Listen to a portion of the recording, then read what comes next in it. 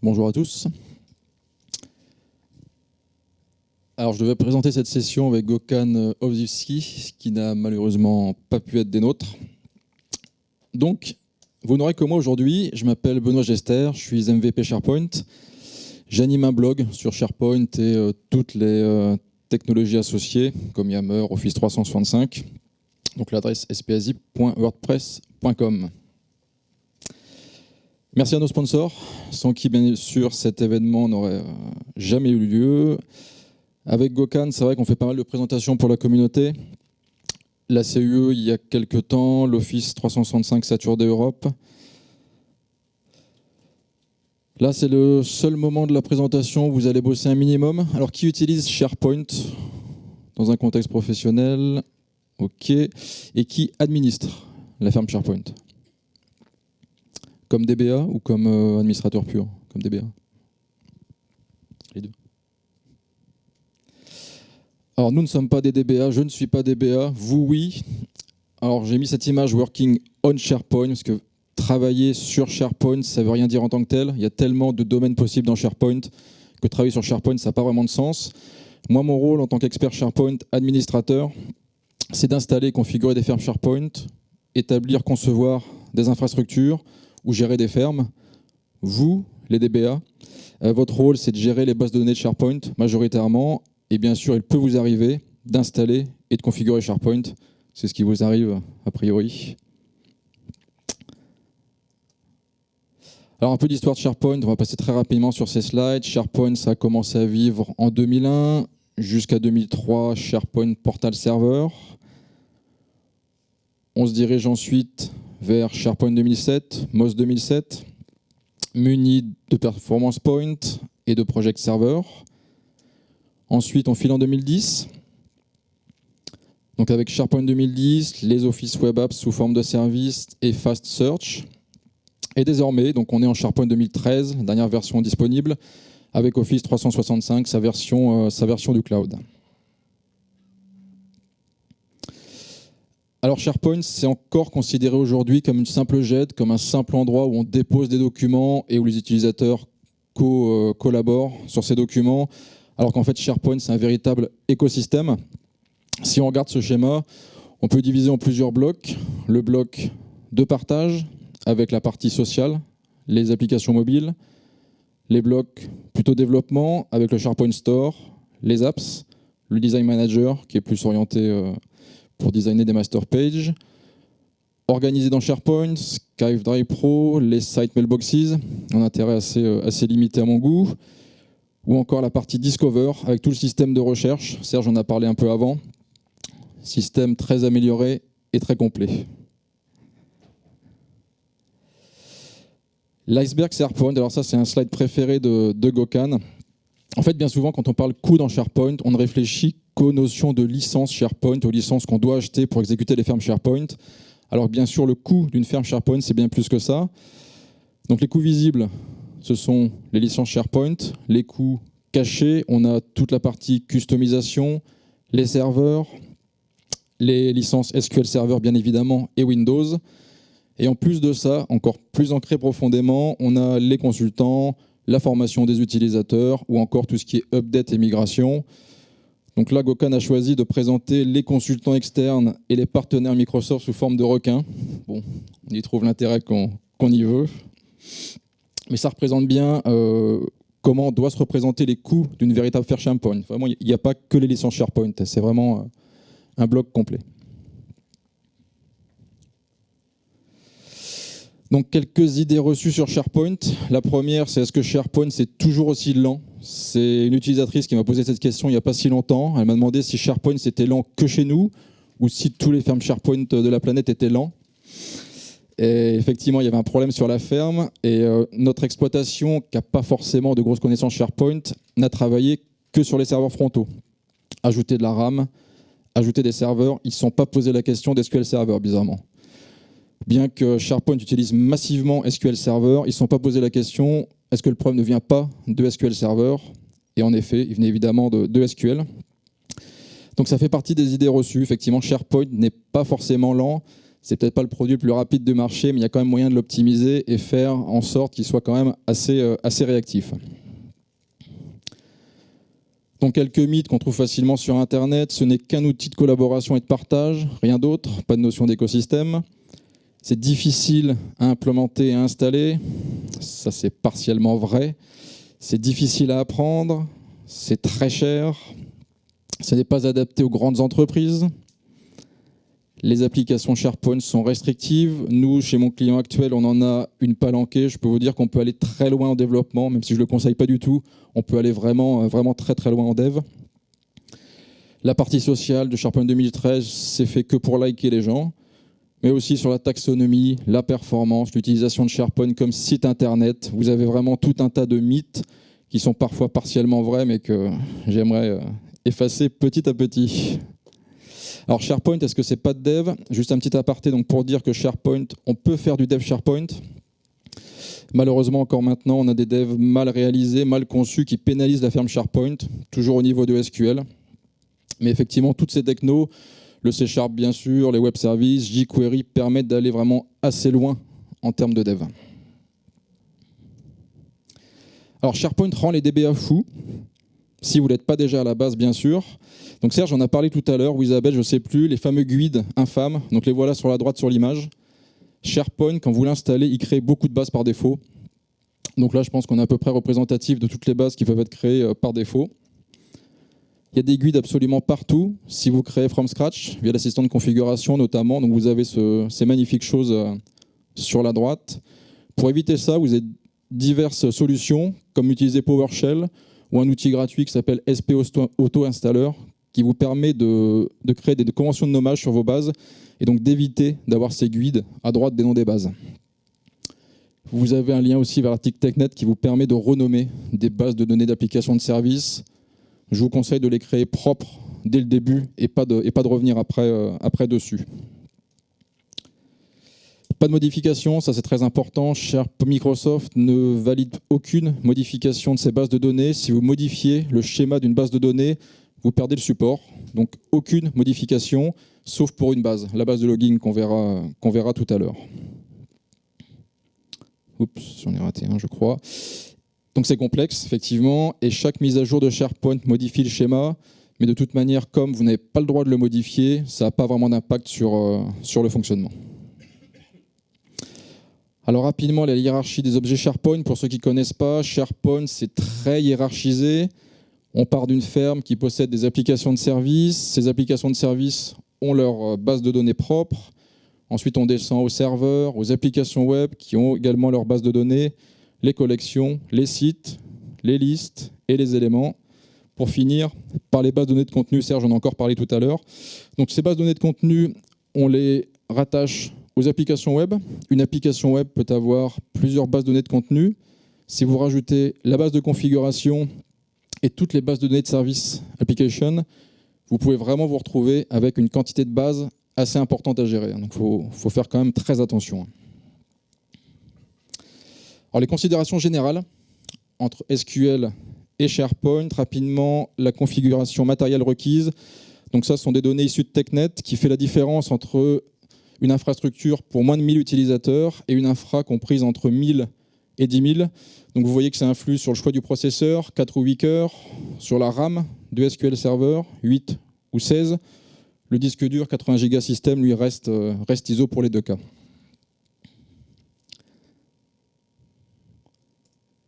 Les généralités, une nouvelle fois, Serge en a déjà parlé. Le contenu des sites SharePoint est hébergé dans SQL Server. Dernièrement, on m'a demandé si on pouvait éteindre les serveurs SQL et si SharePoint fonctionnait toujours. Parce que dans la tête des gens encore, les documents sont stockés sur le système de fichiers SharePoint, ce qui n'est pas du tout le cas. Tout le contenu SharePoint est stocké en base. La configuration de SharePoint est hébergée dans SQL Server. Les applications de service ont leur propre base de données, j'en ai parlé juste avant. Les sites SharePoint, donc les applications web, peuvent avoir plusieurs bases de données de contenu.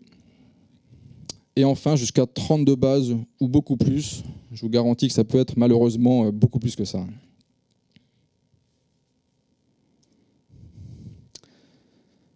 Donc l'utilisation des bases de données SQL, les bases de données SQL, donc pour SharePoint 2013 dans cette présentation, sont créées automatiquement via l'assistant de configuration.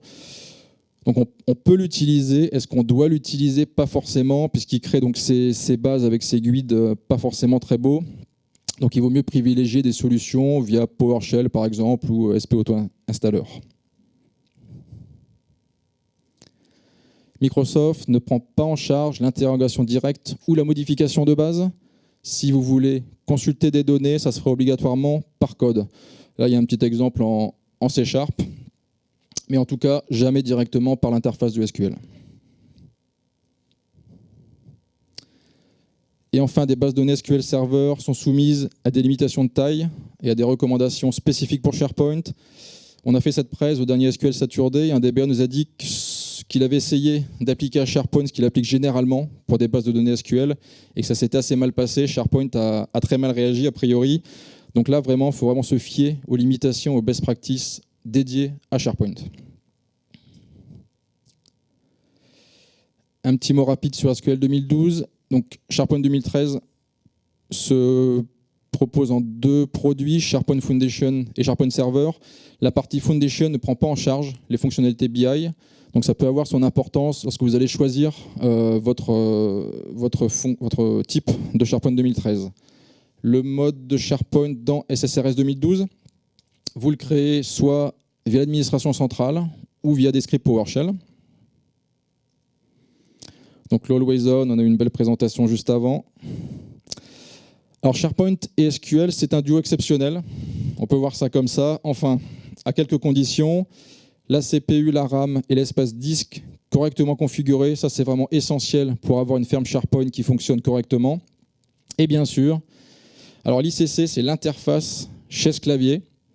Donc c'est le petit acronyme qu'a choisi Gökhan pour dire que la personne qui manipule SQL Server ou qui manipule SharePoint est évidemment essentielle pour le bon fonctionnement des deux. Donc si on récapitule, une ferme SharePoint c'est quoi? C'est un système distribué, multi-serveur, où tout ou presque est stocké dans SQL.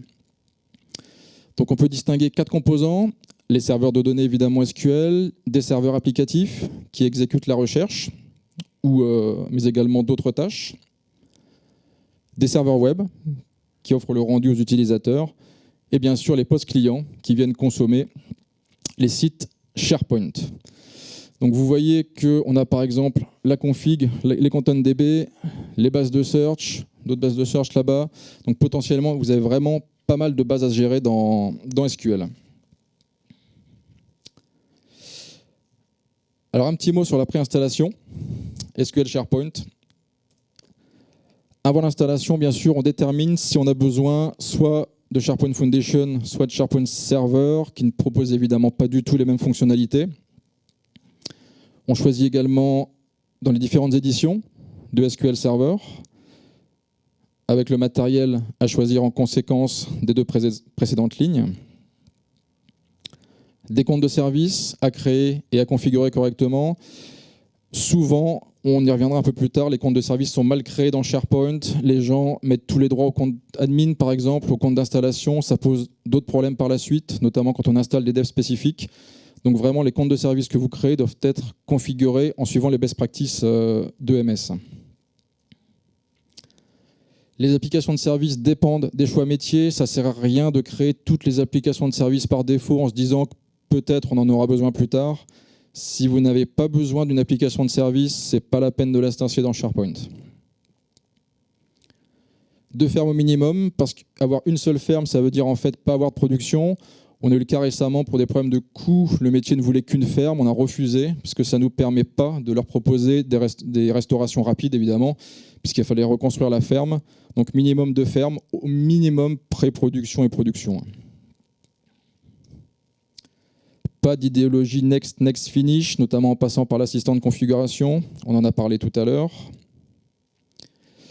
Alors, et comment savoir si votre version de SQL Server est supportée par SharePoint? Alors, il y a une formule magique proposée par Microsoft qui est de dire que la version N-1 de SharePoint, donc pour nous, ça va être la version 2010, est supportée sur SQL Server N+1. Dans le cas de SharePoint 2010, ça veut dire qu'il est supporté sur SQL 2008 et la version +1, ça veut dire SQL Server 2012. Si vous posez la question pour SQL 2014, par exemple, ça ne l'est pas.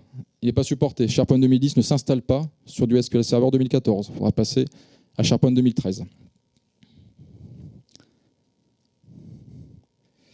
Les prérequis pour SharePoint 2013, du SQL bien sûr, 2008, 2012, 2014 en version 64 bits et toujours sur de 2008 R2 SP1 ou 2012. Les éditions supportées, l'Express, Standard, Entreprise ou Data Center, avec quelques petites subtilités quand même, sinon on s'ennuierait. SQL 2014 nécessite le Cumulative Update de mai 2014 pour installer SharePoint 2013. Et Windows 2012 R2 n'est supporté que pour SharePoint 2013 SP1. Ce n'est pas la peine d'essayer, ça ne fonctionnera pas autrement. Alors vous planifiez l'installation de SharePoint en prévoyant des comptes, comme on se l'a dit tout à l'heure.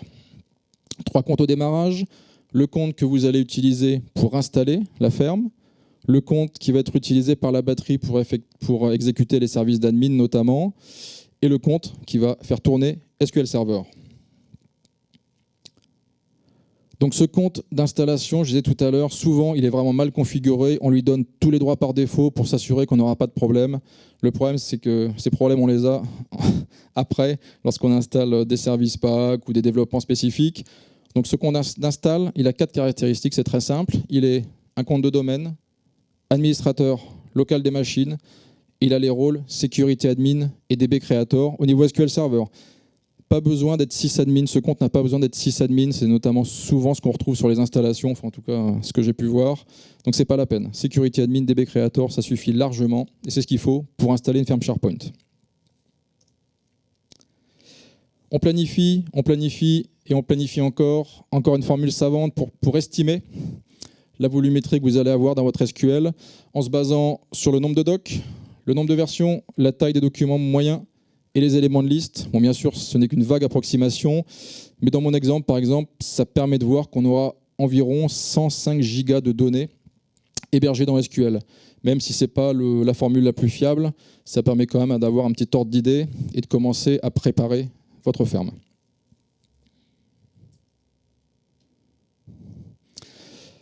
Alors SQL Server, pensez au disque, c'est presque aussi bien que le Black Friday, c'est de 30 à 50% d'amélioration des performances avec 2 actions très simples.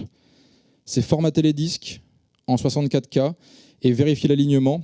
Donc c'est par défaut depuis Windows 2008, R2 il me semble, mais il suffit de lancer un petit script PowerShell pour s'en assurer. Donc avec ces 2 simples actions, vous pouvez avoir des gains de performance relativement intéressants. On teste les disques, bien sûr, via SQL.io ou Crystal Diskmark.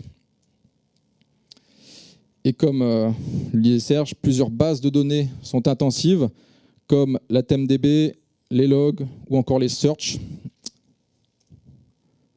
Du Redis, si possible. Et défragmenter les disques qui hébergent les bases de contenu. Pardon, j'ai été un peu vite.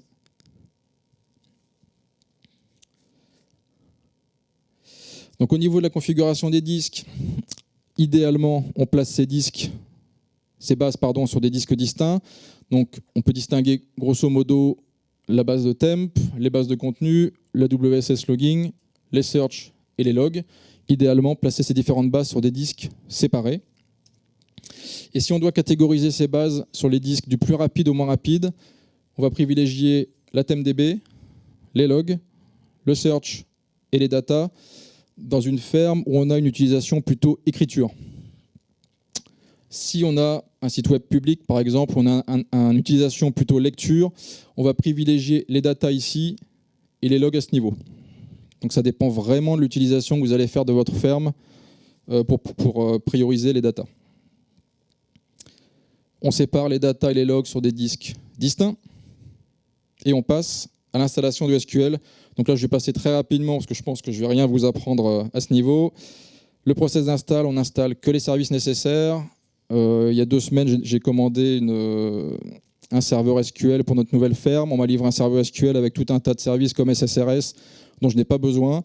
Donc vraiment, n'installez que ce dont vous avez besoin. On respecte les bonnes pratiques de Microsoft. Pas de votre collègue qui connaît tout, bien sûr, que celle de Microsoft. On utilise des comptes dédiés. On configure correctement les chemins vers les data et les logs.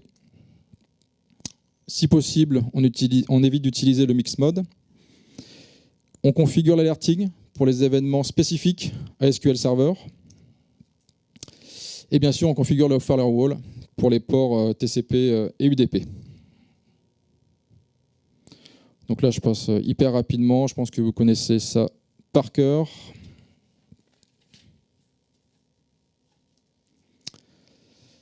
Donc après l'installation, une fois qu'SQL Server est installé, arrive la configuration de l'instance.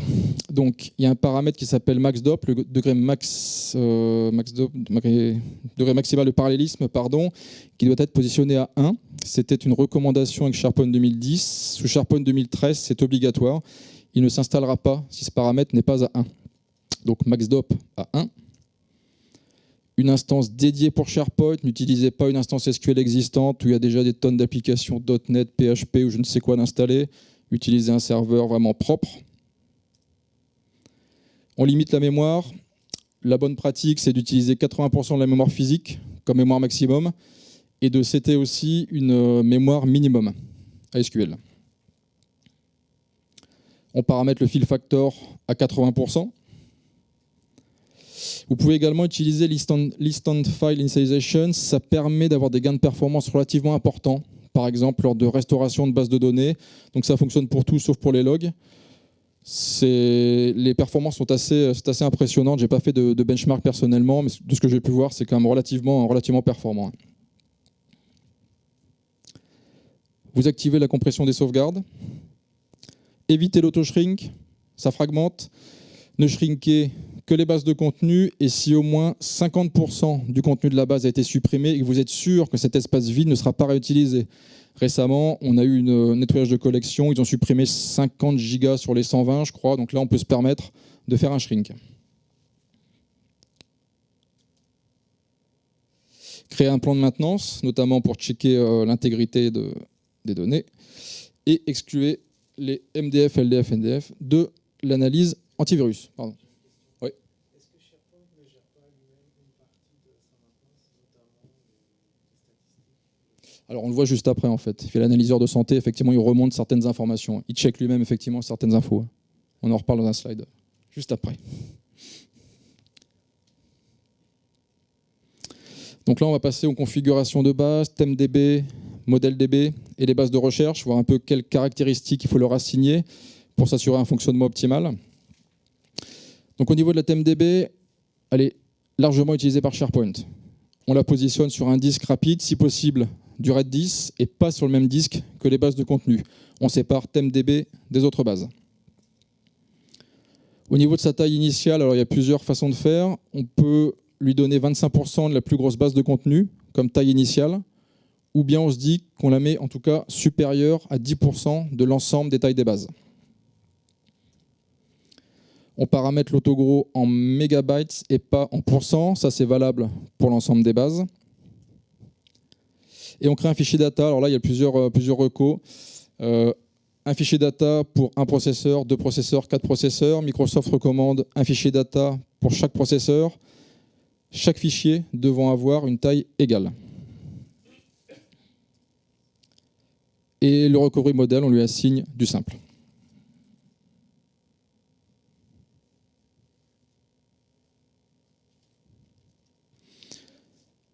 Oui.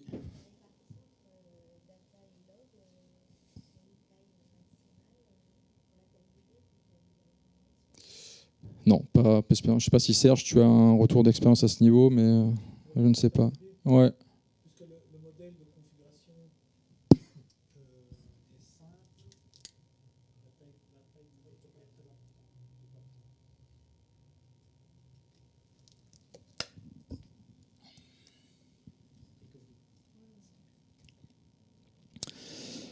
Donc l'autogrosse de la modèle DB, SharePoint n'en tient pas compte. Donc si vous observez ce comportement, c'est normal. Ce n'est pas un défaut de fonctionnement, c'est comme ça. SharePoint n'en tient pas compte lorsqu'il crée ses bases de données. On ne modifie pas la collation. La collation globale, on la reverra après, c'est de CIAS, KSWS, pour assurer l'unicité des noms de fichiers, notamment dans Windows. En ce qui concerne Les bases de search, elles aussi, elles sont fortement utilisées par SharePoint. Donc, 25 millions d'éléments maximum par base de contenu, que ce soit crawl ou les properties. Du Redis si possible. La compression des sauvegardes est supportée. Et la compression de données est supportée. Alors, j'ai mis un extrait de TechNet qui dit que la compression des données n'est pas prise en charge dans SharePoint 2013, sauf pour les bases d'applications de services de recherche. Et on a également la possibilité de créer plusieurs fichiers de données. J'en reparle juste après. Donc au niveau des bases de contenu, je l'ai dit, la collation, c'est du latin général CIAS, KSWS. Alors, ça fonctionne avec d'autres collations, mais la collation utilisée, c'est vraiment celle-ci. C'est la collation recommandée par Microsoft. Vous modifiez l'autogros en mégabytes, pareil, pas en pourcents. Si possible, vous modifiez la taille initiale de la base pour qu'elle ait la taille finale envisagée. Alors, ce n'est pas toujours évident forcément à estimer ni à paramétrer, mais c'est l'idéal. Vous pouvez créer plusieurs fichiers de données pour chaque base, des fichiers uniquement à créer dans le groupe de fichiers primaires, distribués sur des disques distincts. Le nombre de fichiers doit être inférieur ou égal au nombre de processeurs et les fichiers de taille égale.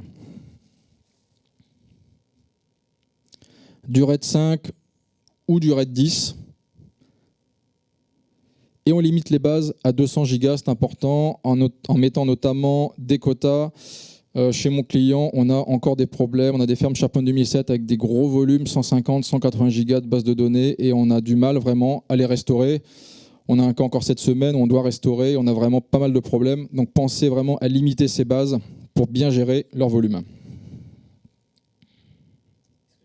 Oui.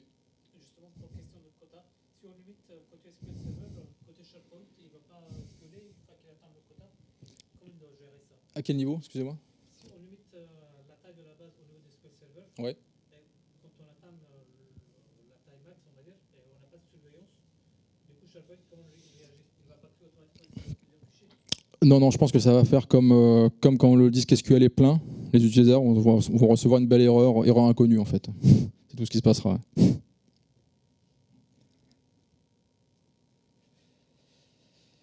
Donc monitorer SQL Server et son stockage. Quels sont les éléments à monitorer? Évidemment SQL Server, le serveur physique et les disques.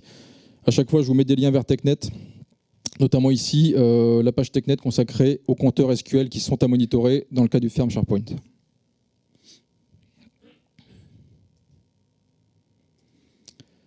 Comment monitorer SharePoint 2013? Donc on y arrive, analyseur de santé, via Operation Manager, du PowerShell ou via les logs pour les plus motivés. Donc là, effectivement, on en parlait tout à l'heure, différentes données, quelques-unes des données qui sont remontées par l'analyseur de santé et dédiées à SQL Server.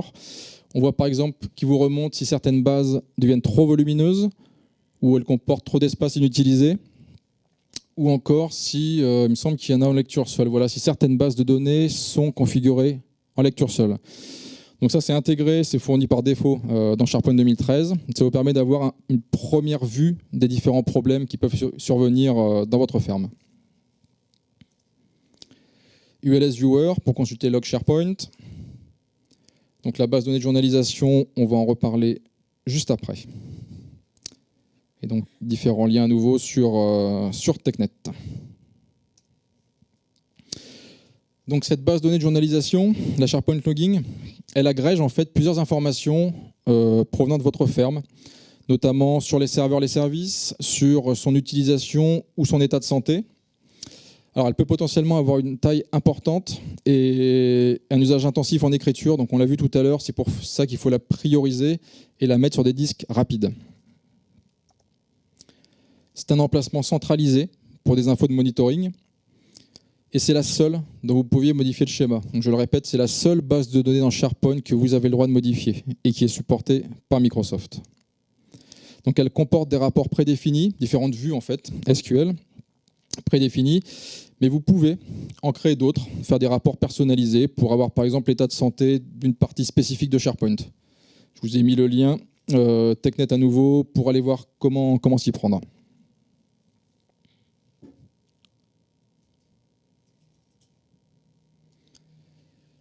Alors, au niveau de la sauvegarde de SharePoint, donc là je vais recroiser ce que tu as dit tout à l'heure. On sauvegarde toutes les bases de données fréquemment, évidemment.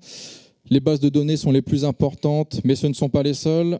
SharePoint utilise également un file system, un système de fichiers, répertoire 15, qu'on doit sauvegarder en même temps que ces bases. C'est ce que je mets là. Ces sauvegardes du système de fichiers sont encore nécessaires.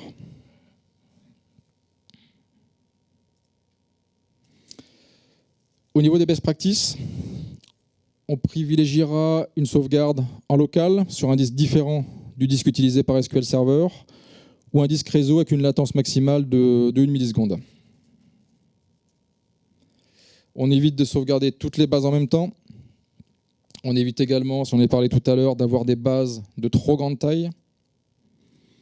Et on évite les logs énormes en les backupant. Pour les collections de sites, la stratégie de sauvegarde diffère selon leur taille. Alors on distingue 3 créneaux de 0 à 15, enfin Microsoft offre 3 créneaux de 0 à 15 Go, de 15 à 100 Go et au-delà. Pour des 0 à 15 Go, on peut utiliser PowerShell.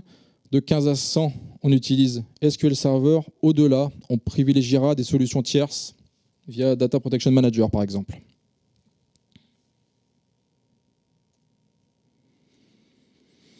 D'autres best practices, alors celles-là peuvent paraître évidentes. On s'assure d'avoir assez d'espace disque, on teste régulièrement les sauvegardes et les restaurations. Je peux vous garantir, chez mon client actuel, ce n'est pas le cas. On a encore eu une saturation d'espace disque récemment. Les alertings ne marchaient pas, la supervision ne fonctionnait pas. On n'a pas réussi à sauvegarder. De même pour les tests réguliers des sauvegardes et des restaurations, on essaye d'instaurer chez nous un système de refresh tout simplement entre la prod et la pré-prod pour tester nos backups, pour s'assurer que les backups n'ont pas de problème et qu'on puisse restaurer les fichiers à la demande.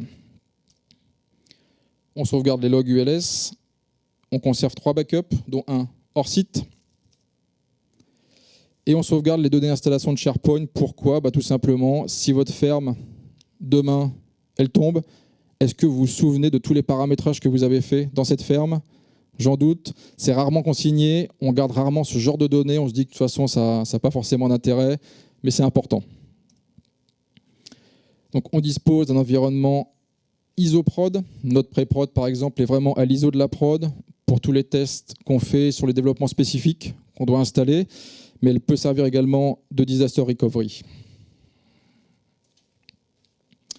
Et on utilise des scripts PowerShell schedulés.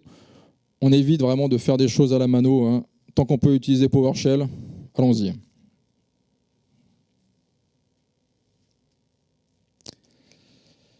Alors, quelques bonnes pratiques selon Microsoft. Donc, j'en parlais tout à l'heure, c'est d'utiliser un serveur dédié pour SQL Server, ne pas réutiliser un serveur qui est déjà utilisé par d'autres applications. Ça va potentiellement poser problème par la suite. Pour garantir des perfs optimales, vous installez SQL Server 2008 R2, SP1 ou 2012. Donc, j'en ai parlé, sur un serveur dédié, n'exécutant pas d'autres rôles de batterie de serveur et qui n'héberge pas de base de données d'autres applications. Au niveau des paramètres SQL spécifiques, vous n'activez pas la création automatique de stats. Ce n'est pas pris en charge par SharePoint. Le MaxDop, on en a parlé, c'est obligatoire pour SharePoint 2013. Je le répète, sur 2010, c'est recommandé. 2013, c'est vraiment une obligation. Et pour simplifier la maintenance, ça j'en ai parlé aussi, privilégier l'utilisation d'alias.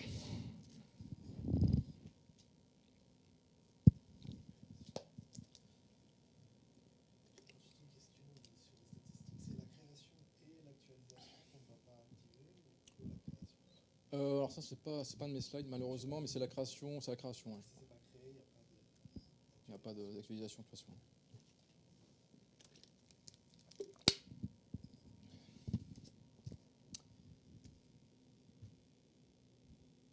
Un petit mot sur l'organisation de vos collections de sites. Donc SharePoint, on l'a vu, c'est bien plus que 20 bases de données, SharePoint 2013 en tout cas. Les collections de sites sont hébergées dans les bases de contenu. Il n'y a aucune collection qui a des données hébergées sur le file system de SharePoint. Limitez-vous à 2000 connexions max par base de données. Si une collection de sites dépasse les 100 Go, il est conseillé de lui créer une base de données dédiée pour éviter des volumes trop importants. Au niveau des best practices, on est à 200 Go de taille par base de contenu et 4 Tera en hard limit.